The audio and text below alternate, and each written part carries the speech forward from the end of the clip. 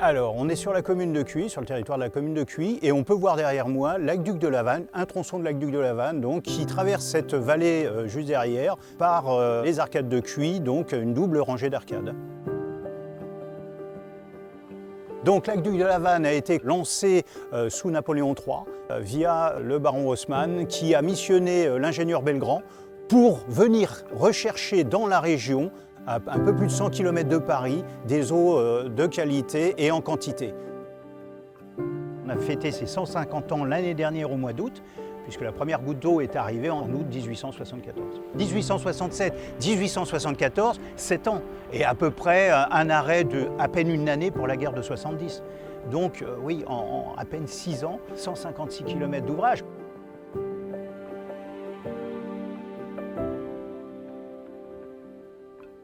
Alors là, on est devant les arcades de Pont-sur-Yonne, où transite l'aqueduc de la Vanne.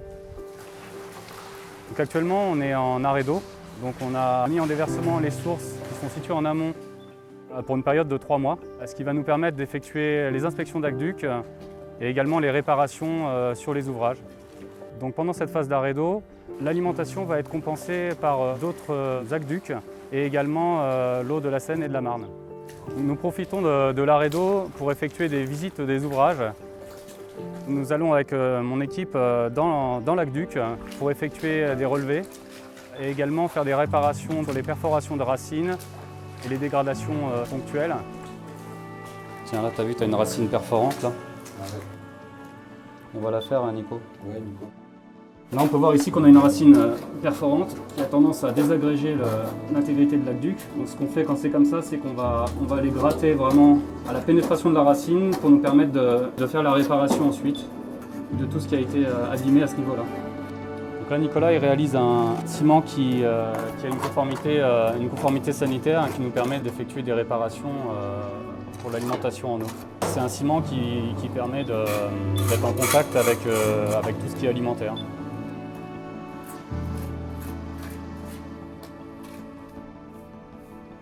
Alors comme il y a un certain nombre de vallées qui ont été traversées, pourquoi des arcades, pourquoi des siphons?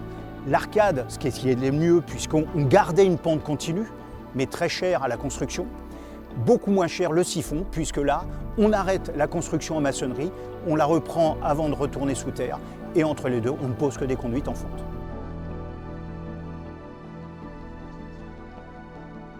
Aucune énergie n'est nécessaire à transporter cette eau jusqu'à Paris. C'est une rivière souterraine qui, gentiment, met 3 jours pour arriver à Paris.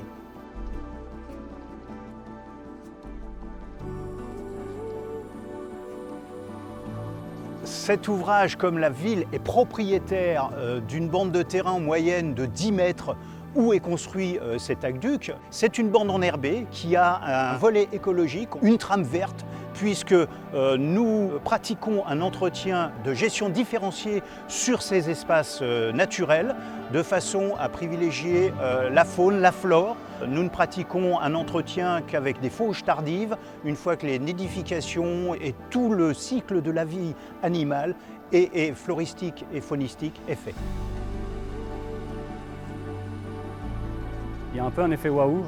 Quand je suis arrivé chez Haute-Paris, je me sentais vraiment privilégié. Et c'est vraiment une chance de pouvoir travailler sur des ouvrages qui ont été conçus avec beaucoup d'ingéniosité. C'est des ouvrages d'art exceptionnels qui fait qu'on a vraiment envie d'entretenir ce patrimoine historique qui est vraiment remarquable. Moi qui ai habité, étant jeune, à côté de certains de ces ouvrages, j'ai toujours été curieux de savoir ce qui se passait à l'intérieur. Et depuis que je suis rentré à Haute-Paris, je peux maintenant enfin assouvir cette curiosité d'enfant et découvrir ces ouvrages qui sont fantastiques et surtout de voir ce qu'il a été possible de faire au fin du 19e.